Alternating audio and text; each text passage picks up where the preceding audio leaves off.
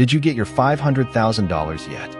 My brother asked the question with the casual confidence of a man who believed every loose end had already been tied. For a moment, I thought I had misheard him. The noise of conversation around us seemed to fade into the background as I stared across the reception hall at Thomas Brooks, my older brother, standing beside a table decorated with photographs of our late father. 6 months had passed since we buried Henry Brooks, and that afternoon friends, former co-workers, and distant relatives had gathered for a memorial luncheon in his honor. Thomas held a glass of iced tea in one hand and wore the same self-assured smile he had worn ever since Dad's estate entered probate. I felt my heartbeat slow instead of quicken. Years of life had taught me that the most dangerous moments often arrived quietly. "What $500,000? I asked. His smile froze. It lasted less than a second, but I saw it. The tiny crack in his confidence. The brief flicker of uncertainty. Then he laughed. "Your share," he said, "from Dad's investment accounts." Around us, people continued chatting about the weather, retirement, grandchildren, and summer travel plans. No one noticed the shift that had just occurred between us. No one knew that a single sentence had changed everything I thought I understood about my family. I set my coffee cup down carefully on the table. "Thomas," I said, keeping my voice calm, "I haven't received any money." His expression tightened. "Well, you should have. It was handled months ago." Then, just as quickly as the conversation had started, he excused himself and moved toward another group of guests. He left me standing alone beside a framed photograph of our father smiling from the deck of his fishing boat on Lake Erie. The room suddenly felt warmer. Not comforting, suffocating. Dad had always been meticulous. Every bill paid on time. Every document filed and organized. He believed that responsibility was a form of respect. Nothing about this made sense. I spent the next hour moving through conversations without hearing them. People offered condolences. They shared stories about Dad. I nodded, politely, and smiled when expected. But my mind remained fixed on one question. If there had been $500,000, where had it gone? When the event finally ended, I drove home through the rolling countryside outside Columbus, Ohio. The July sun hung low in the sky, casting long shadows across fields of corn and soybeans. Normally, the drive relaxed me. That evening, it only gave my thoughts more room to grow.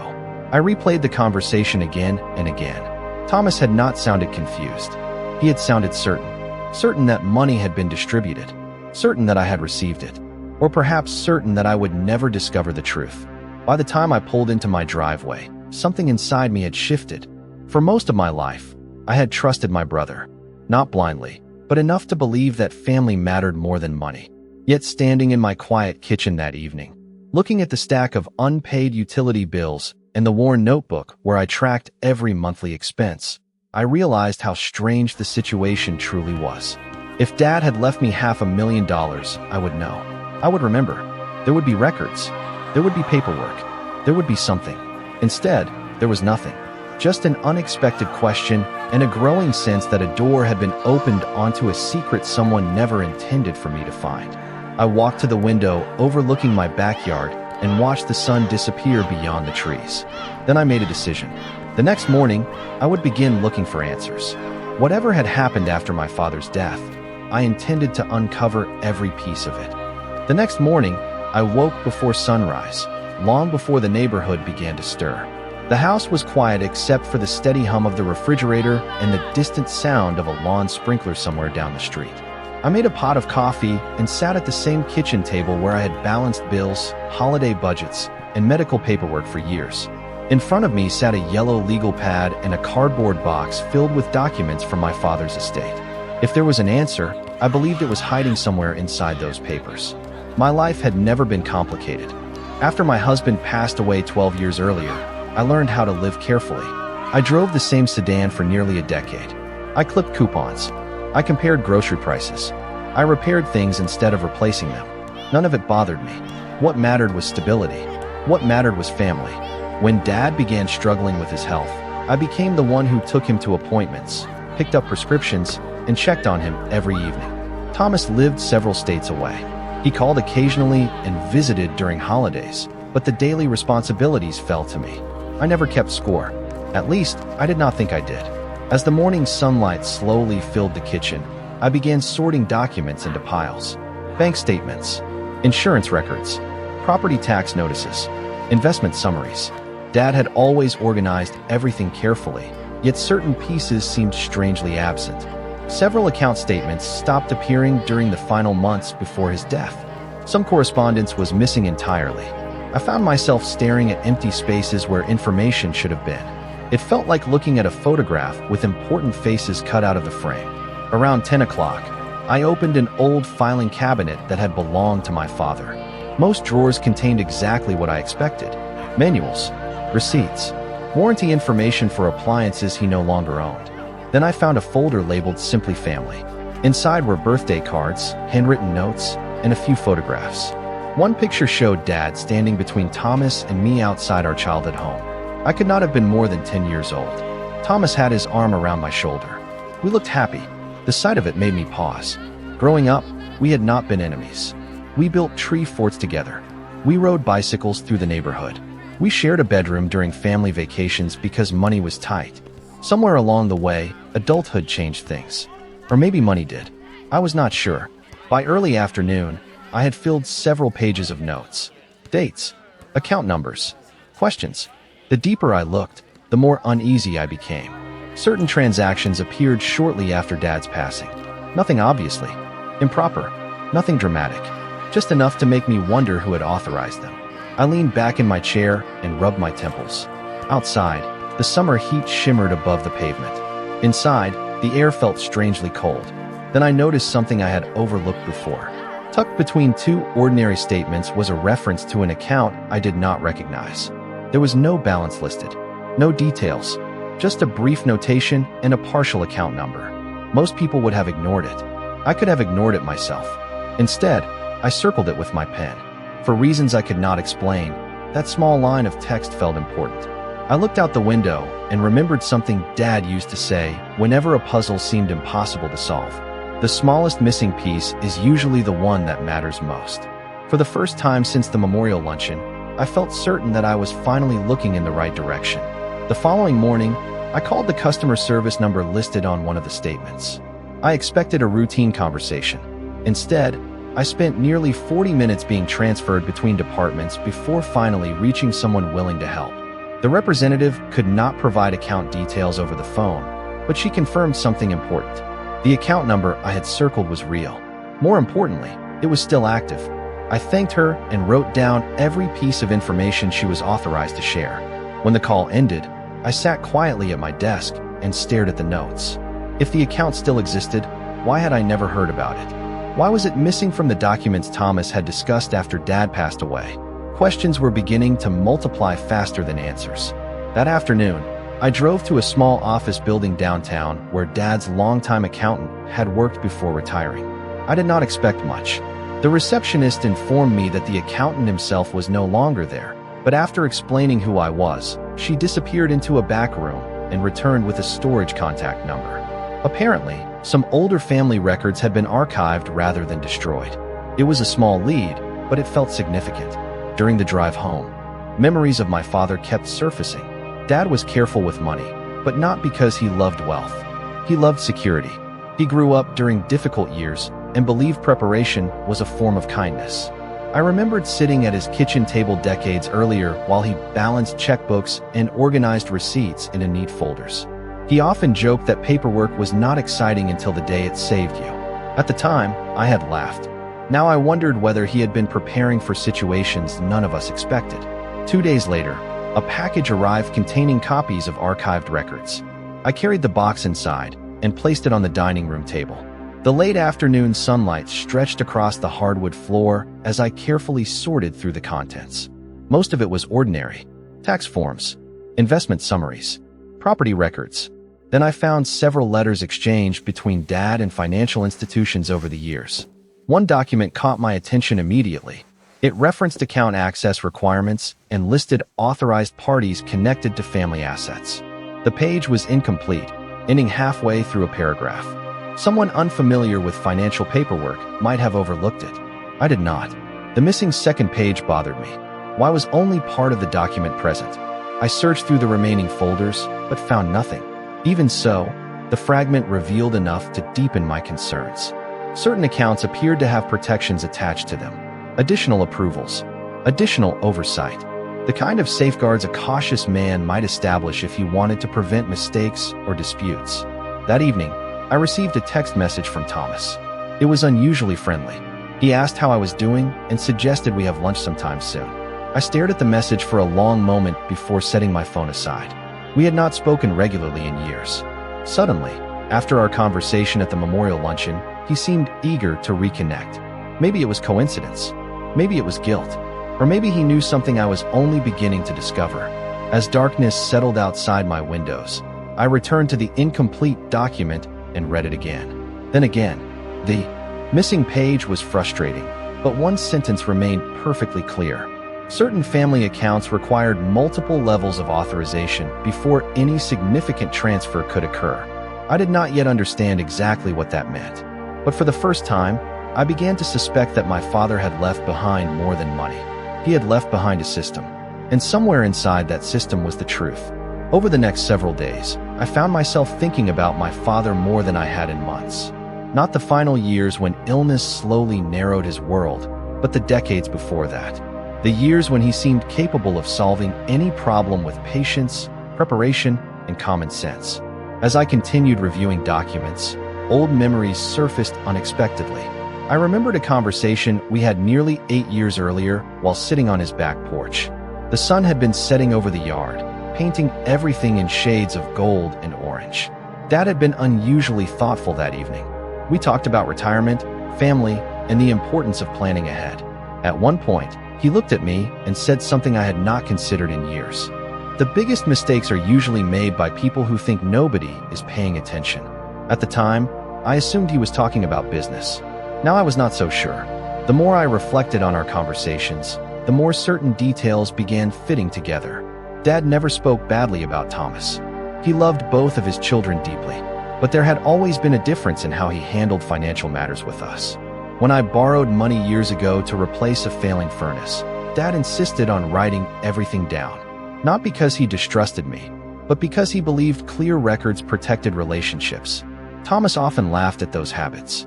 He preferred quick decisions and verbal agreements. Dad would smile politely and then create another folder.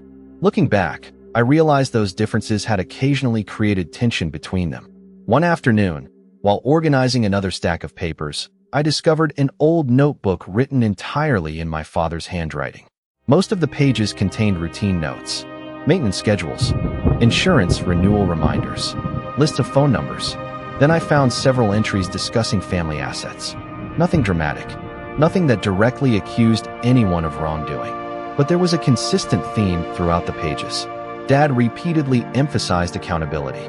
He believed significant decisions should never depend on a single person. One line caught my attention more than any other. Checks and balances protect families from misunderstandings. I read the sentence 3 times. It sounded exactly like him. Practical, careful, deliberate. That evening, my phone rang. The caller identification displayed Thomas's name. I let it ring twice before answering. His voice sounded cheerful, too cheerful. He asked about my health. He asked about my garden. He asked whether I had made any travel plans for the fall. The conversation felt strangely rehearsed. Then, after several minutes of small talk, he casually mentioned Dad's estate. Everything got sorted out pretty smoothly, he said.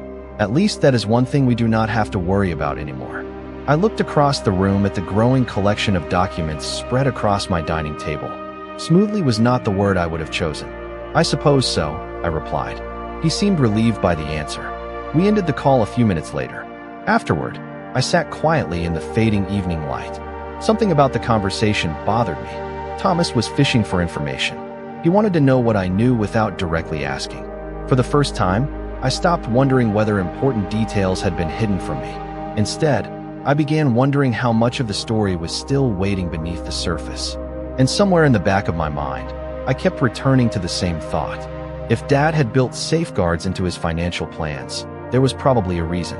The question was no longer whether those protections existed. The question was what they were protecting. 3 days later, the answer arrived when I least expected it. I was watering the flowers along my front porch when my phone rang. The number was unfamiliar, and under normal circumstances I would have let it go to voicemail. Something told me not to. The voice on the other end introduced himself as Daniel Mercer, an attorney whose name I vaguely recognized from paperwork connected to my father's estate. He sounded professional but slightly confused. After confirming my identity, he asked a question that immediately captured my attention. "Mrs. Brooks, have you already reviewed the authorization documents connected to your father's restricted accounts?" I stood motionless beside the flower bed. "I do not believe so," I replied. There was a brief silence. Then he said something that changed everything. "That is surprising. Based on our records, you should have been contacted months ago." I sat down on the porch steps and listened carefully as Daniel explained. Years earlier, my father had established several financial structures designed to protect portions of his assets. Most accounts transferred through ordinary procedures. However, one account operated differently. It contained special authorization requirements that prevented unilateral access. Daniel spoke cautiously, choosing his words with care, but the meaning was impossible to miss. Certain transactions could not be completed without multiple approvals. My name was among the authorized parties. I felt a chill despite the summer heat. "How much money are we talking about?" I asked quietly. Papers shuffled on the other end of the line. "Approximately $3 million at the time of the last valuation," he answered. For several seconds I could not speak. $3 million. The number felt unreal. Not because I had never heard figures that large before, but because nobody had ever mentioned this account to me. Not Thomas. Not anyone.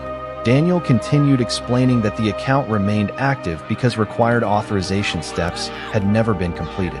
According to the records available to him, the process had simply stalled. He seemed genuinely puzzled that no one had informed me. I thanked him and wrote down every detail he provided. When the call ended, I remained on the porch for a long time, watching a pair of robins hop across the lawn. My father had built protections into his plans. Not assumptions, not verbal promises. Actual protections. Suddenly, dozens of small details from recent weeks began connecting. Thomas's confidence at the memorial luncheon, his sudden friendliness, the missing documents, the unusual phone calls, the carefully worded questions. For the first time, the pattern became visible. Yet what surprised me most was not the account itself. It was the realization that my father had anticipated potential problems long before they appeared. He had trusted systems more than emotions. He had trusted documentation more than assumptions. And somehow, even after his passing, that careful planning was still working exactly as intended. Later that evening, I opened the old notebook again and reread several entries. One sentence seemed to leap from the page. "Good plans protect people when circumstances change." I understood those words differently now. This was never just about money. It was about accountability. It was about making certain no single person could quietly rewrite the story after he was gone. As darkness settled outside my windows, my phone lit up with another message from Thomas. He wanted to know whether I would be available for lunch the following week. I stared at the screen for a moment before setting the phone face down on the table. Suddenly, his interest made perfect sense. The following week, I agreed to meet Thomas for lunch at a small restaurant overlooking the river. It was the kind of place retirees favored on weekday afternoons, quiet enough for conversation and familiar enough that nobody paid attention to neighboring tables. I arrived a few minutes early and chose a seat near the window. When Thomas walked in, he greeted me with a warm smile that would have seemed perfectly natural to anyone who did not know our history. He asked about my garden again. He asked whether I had been staying busy. He even brought up childhood memories, stories we had not discussed in decades. Under different circumstances, I might have appreciated the effort. Instead, I listened carefully. Every question felt calculated. Every topic seemed designed to keep the conversation comfortable. For nearly half an hour, he avoided mentioning anything related to our fathers. Finances. Then, finally, he leaned back in his chair and sighed. "Dad always worried too much about paperwork," he said with a chuckle. "You remember how he was?" I smiled politely. "I remember." Thomas nodded. "Sometimes I think he made things more complicated than they needed to be." There it was. Not a direct question. Not yet. Just a small test. I stirred my iced tea and said nothing. The silence seemed to bother him more than it bothered me. A few minutes later, he tried again. "Have you heard from any attorneys lately?" he asked casually. The question nearly made me laugh. Instead, I kept my expression neutral. "Why do you ask?" For the briefest moment, he looked uncomfortable. Then he shrugged. No reason. I was just curious. Curious. The word lingered in my mind long after lunch ended. By then, I had become certain of something important. Thomas did not know exactly what information I possessed. If he had known, he would not have been probing so carefully. He was searching for clues, just as I had been doing. The difference was that I no longer needed to guess. Later that evening, another surprise arrived. A bouquet of flowers appeared at my front door with a simple card attached. Thinking of you. Family is important. Thomas. I stood in my entryway holding the card and shaking my head. In nearly 20 years, my brother had never sent me flowers. Not after my husband passed away. Not after major surgeries. Not during difficult holidays. Yet now, suddenly, he wanted to strengthen family ties. The timing spoke louder than the message itself. Over the next several days, the pattern continued. Friendly text messages, unexpected phone calls, invitations to dinner. Thomas behaved like a man trying to rebuild a relationship. But underneath every interaction, I sensed urgency. He was waiting for something. Or perhaps he was worried about something. Meanwhile, I continued speaking with Daniel Mercer. He never shared information he was not authorized to disclose, but he confirmed enough to reinforce what I already suspected. The account remained untouched. Required approvals had not been completed. The safeguards my father created were still in place. One evening, after reviewing my notes yet again, I realized something that had not occurred to me before. Throughout this entire situation, Thomas had acted as though the story was already finished. He behaved like a man who believed the outcome had been decided months ago. What he did not realize was that one crucial chapter had never been written. And somewhere ahead, a meeting was approaching that would force every hidden detail into the open. The meeting was scheduled for a Thursday morning at a downtown office building that housed both legal and financial services. Daniel Mercer had arranged it after several conversations regarding the unresolved account. He explained that all necessary parties should be present so outstanding authorization issues could finally be addressed. I arrived 15 minutes early. Years of caring for my father had taught me that being early was simply another form of preparation. The conference room overlooked the city skyline. Sunlight reflected from nearby glass buildings, filling the room with a brightness that felt almost deceptive given the tension quietly building beneath the surface. A few minutes later, Thomas arrived carrying a leather portfolio.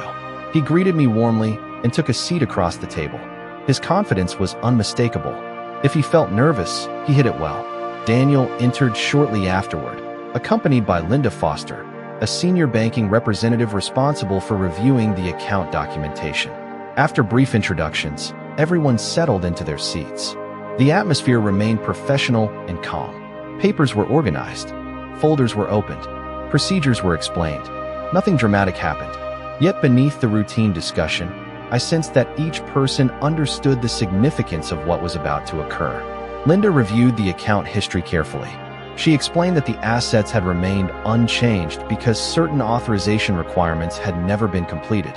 Her tone remained neutral, focused entirely on facts and documentation. Thomas listened quietly at first. Then he leaned forward. "So once everything is signed, the matter can finally be resolved?" he asked. Linda nodded politely. "Provided all required parties approve and execute the necessary documents according to the account agreement."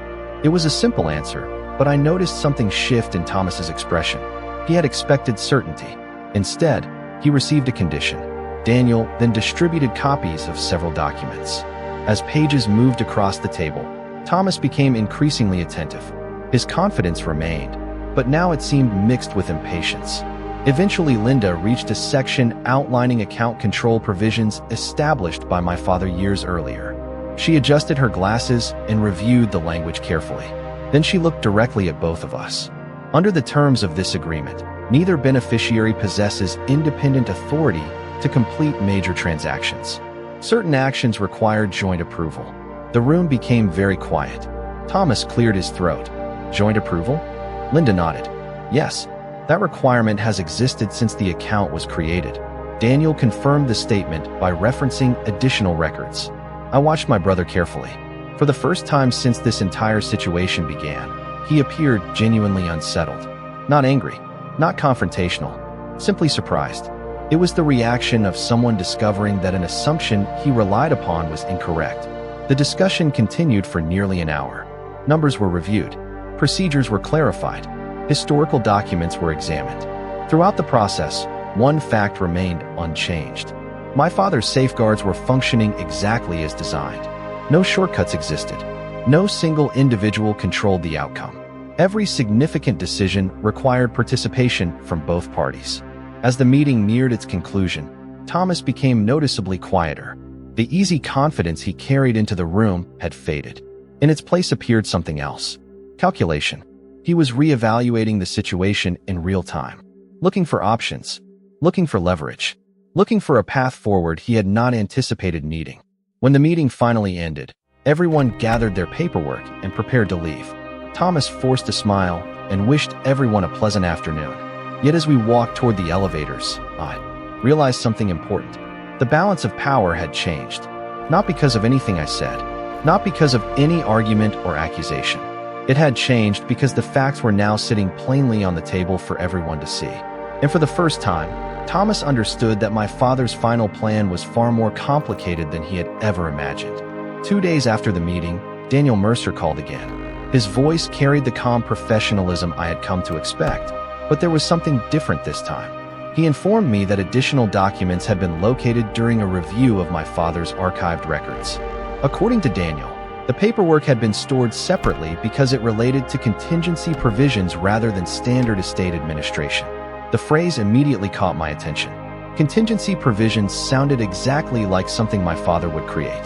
He believed every important plan should include a backup plan, and every backup plan should include another layer of protection. Later that afternoon, I met Daniel at his office.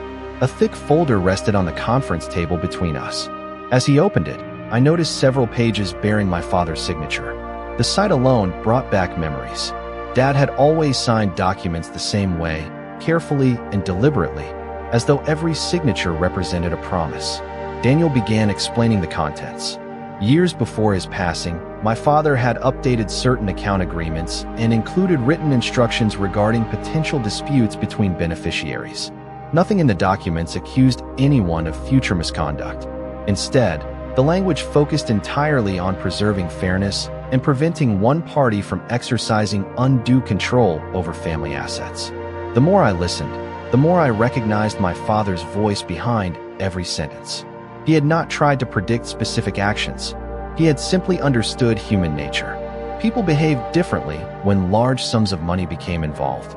One document contained a personal letter intended to remain sealed unless disagreements arose during the administration process. Daniel handed me a copy. My hands trembled slightly as I read. The letter was not emotional. It was not dramatic. It sounded exactly like Dad. Practical, thoughtful, direct. He wrote that both of his children were important to him and that neither should possess authority capable of harming the other. He explained that certain safeguards existed because trust alone was not always enough. Structures mattered. Documentation mattered. Accountability mattered. Then I reached a section that made me stop reading. My father specifically addressed situations involving attempts to bypass intended distributions or conceal material information from another beneficiary. If credible evidence suggested such behavior had occurred, additional review procedures would automatically be triggered before major assets could be released. I slowly lowered the letter and looked across the table at Daniel. Neither of us spoke for several seconds. Finally, he nodded. "Your father was remarkably thorough," he said. Thorough was an understatement. Suddenly, dozens of confusing details from the past several months looked different. The missing information, the incomplete disclosures, the assumptions that everyone was expected to accept without question. Dad had anticipated the possibility that someone might try to take shortcuts. More importantly, he had built mechanisms designed to expose those shortcuts. When I left the office, the autumn air felt cooler than usual. Leaves drifted across the sidewalk as I walked toward my car. For the first time since this entire situation began, I felt something close to certainty. Not certainty about the final outcome. That remained unresolved. But certainty that my father had not left me defenseless. He had left instructions. He had left protections. And he had left a record that could not easily be ignored. That evening, another message arrived from Thomas asking if we could discuss some paperwork together soon. I stared at the screen for a long moment before setting the phone aside. The timing was impossible to overlook. Because while my brother was trying to move the process forward, I had just discovered that my father had been preparing for this exact kind of situation years before either of us realized it would ever become necessary. The final meeting took place 3 weeks later. By then, every relevant document had been reviewed, every account record had been examined, and every required party had received copies of the information. Unlike the previous meeting, there was very little uncertainty left. The facts spoke for themselves. I arrived at the bank shortly before 10 in the morning. The autumn sky was clear, and a cool breeze moved through the streets as people hurried to work. Inside, the atmosphere felt calm and professional. Daniel Mercer was already there, along with Linda Foster. Thomas arrived a few minutes later. He looked tired, not physically exhausted, but weighed down by the realization that events were no longer unfolding according to his expectations. Once everyone was seated, Linda reviewed the final findings. Several disclosures that should have been shared had not been properly communicated. Certain assumptions had been made without full participation from all beneficiaries. As a result, additional review procedures had been triggered exactly as my father's documents required. No accusations were made. No raised voices filled the room. Everything remained factual and measured. That was what made the moment so powerful. The truth did not need dramatic presentation. It simply needed to be acknowledged. Daniel then reviewed the letter my father had written years earlier. Hearing the words spoken aloud affected me differently than reading them alone. Dad's message was simple. Families should never be placed in a position where one person could quietly control the future of another. Safeguards existed because fairness mattered, transparency mattered, respect mattered. For a moment, nobody spoke. Thomas stared at the documents in front of him. The confidence I had seen at the memorial luncheon months earlier was completely gone. In its place sat a man confronting the reality that preparation and patience had defeated assumptions. Eventually, he looked toward me. "I never thought it would end up like this," he said quietly. It was the closest thing to an admission I would ever receive. I considered his words carefully before answering. "Neither did Dad," I replied. "That is why he planned ahead." The room fell silent again. There was no satisfaction in embarrassing my brother. There was no victory in seeing someone disappointed. The real victory had happened long before any of us entered that conference room. It happened years earlier when my father decided that fairness was more important than convenience. Because of those decisions, the assets were distributed according to the protections he established.